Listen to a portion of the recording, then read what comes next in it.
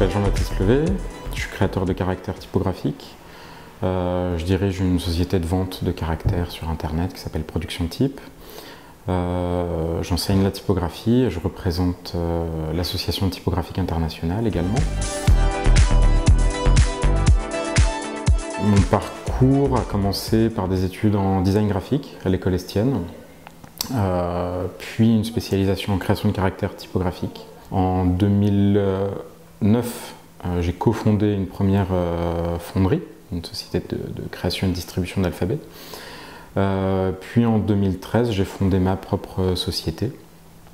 On distribue au sein de cette petite équipe de 5 personnes des créateurs de caractères jeunes et moins jeunes, français et moins français, pour des clients dans le domaine de la mode, du luxe, de l'industrie, de l'édition.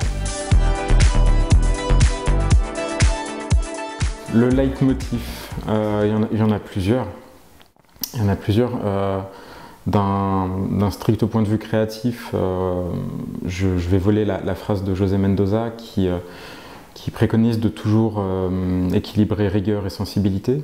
On essaye de faire des caractères contemporains pour des utilisations contemporaines, sans passéisme et sans nostalgie, mais sans non plus un iconoclasme dérégulé. On essaye de faire des choses pratiques, fonctionnelles, utiles et créatives.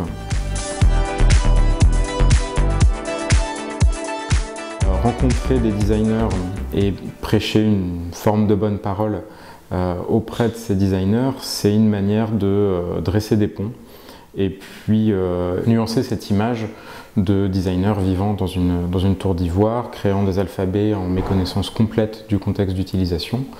À Production Type, on a une conscience aiguë du médium écran, puisque c'est notre premier marché en termes d'application, d'usage.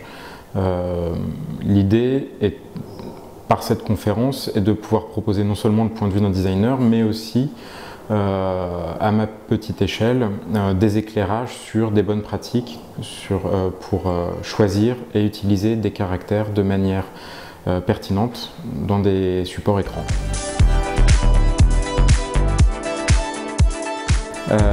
Se mettre à la place du récipiendaire de ces designs. Ce récipiendaire, c'est pas le client, c'est pas le commanditaire, ce récipiendaire, c'est l'utilisateur. Donc se mettre à sa place, ça demande un jeu mental qui est parfois difficile à opérer. Mais c'est la première chose à faire, c'est se mettre à la place de la personne qui va utiliser une appli, qui va utiliser un produit web et visualiser ses attentes et y répondre de la meilleure manière possible. Ça, c'est le premier conseil. Le second, ne présumer de rien. Être complètement agnostique, ne pas présumer ni de l'intelligence, ni de la bêtise supposée des utilisateurs, justement. Essayer de faire abstraction au maximum de ses prérequis, de ses propres biais cognitifs, et faire toujours ce pas de côté pour pouvoir avoir le recul critique nécessaire sur sa propre pratique de designer.